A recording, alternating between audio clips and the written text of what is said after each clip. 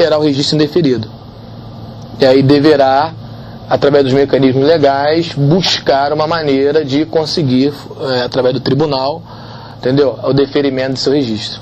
Basta que o candidato esteja respondendo a um processo, qualquer tipo de processo, ou há necessidade de um trânsito em julgado, no mínimo em primeira instância, para que tenha o seu registro indeferido? Numa consulta feita ao TSE, pelo Tribunal do Ceará, o TSE decidiu, numa decisão agora semana passada, que há necessidade do trânsito em julgado, pelo menos em primeira instância.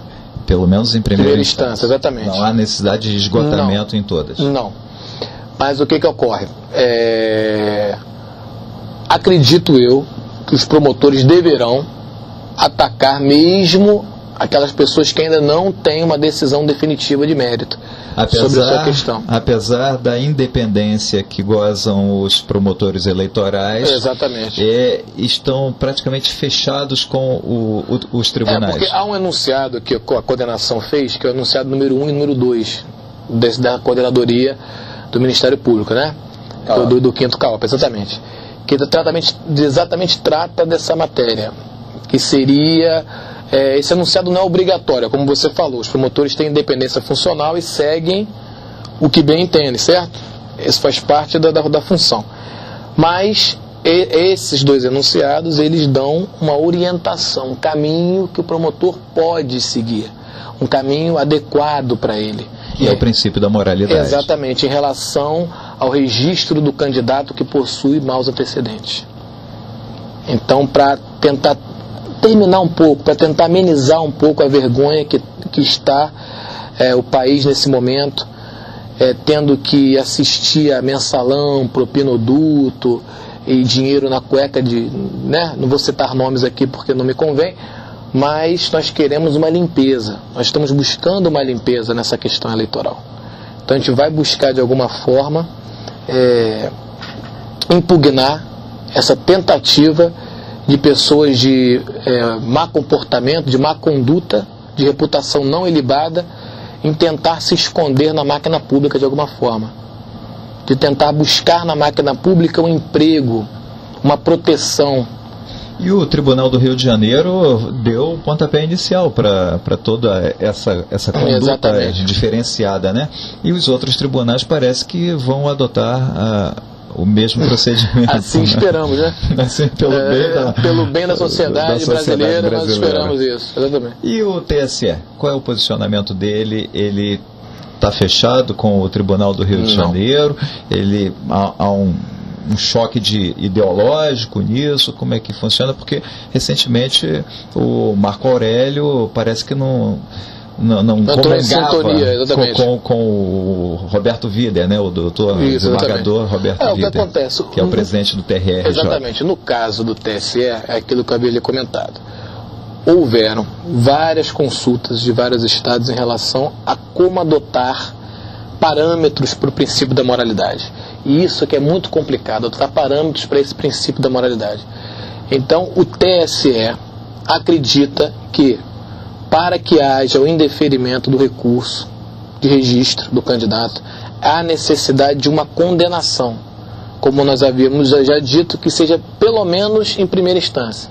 Para que haja ali a segurança, exatamente, uma segurança jurídica em relação a isso, porque eles adotam aí o princípio da presunção de inocência, que até trânsito em julgado a pessoa se faz inocente, né, perante a lei. E muitos candidatos acabam utilizando indevidamente...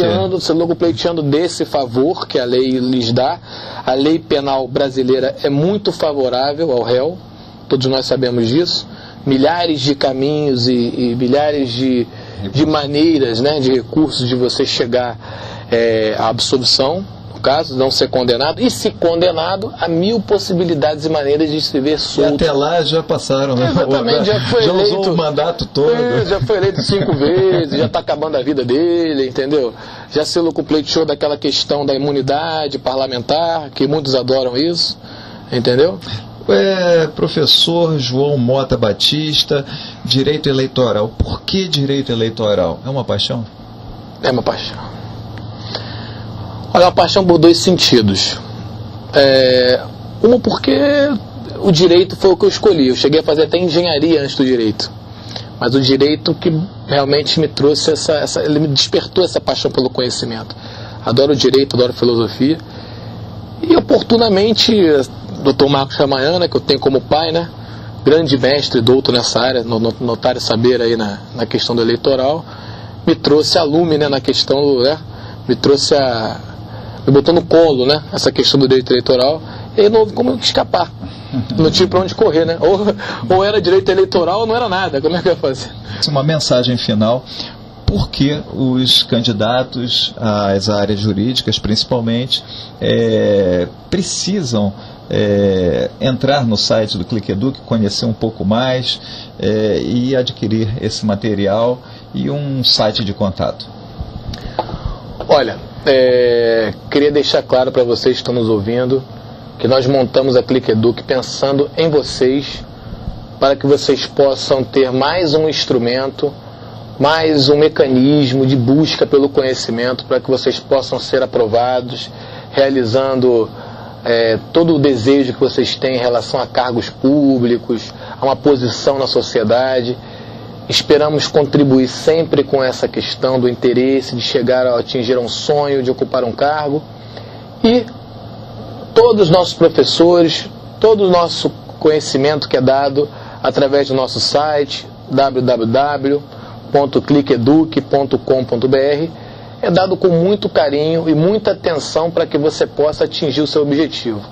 Não se esqueça que passar conhecimento, acima de tudo, é um dom e tem que ser transmitido com carinho, com atenção e com respeito à pessoa que está nos ouvindo. Tá bom, muito obrigado pela entrevista. Eu conversei com o professor João Mota Batista, professor de Direito Eleitoral e diretor do Instituto ClickEduc. TV Concursos volta já. Eu converso agora com o professor Cláudio Leite de Azevedo. Ele é professor de contabilidade e especialização em auditoria fiscal. Muito obrigado, TV Concursos agradece a gentileza de ter vindo aqui. Professor, por que contabilidade? Uma paixão. Até, inclusive, eu faço esse comentário em sala de aula. Quando eu entrei para a faculdade, eu me lembro que eu ia fazer administração, primeiro período. E como as matérias eram comuns, nós tínhamos alunos de administração, de contabilidade e economia. Aí quando eu vi aquela aula de contabilidade em primeiro período, foi amor à primeira vista. Acabou o período, troquei, fui na secretaria pedagógica, pedi para trocar para contabilidade. Não fez teste vocacional antes? Não fiz, e não fiz nem não fiz nenhuma especialização de segundo grau na área técnica de contabilidade. Realmente surgiu na faculdade. Mas contabilidade e administração não estão muito distantes, não é verdade? Não estão muito distantes, mas... Por exemplo, tem gente que faz medicina, entra e acaba fazendo direito ou arquitetura. De um polo e vai para o outro. Administração e contabilidade estão ali razoavelmente próximos. Agora, você realmente era isso. Quando bateu contabilidade, já sabia que seria... levar para o resto da sua vida. É isso? Sem dúvida. E em que momento você se transformou em professor?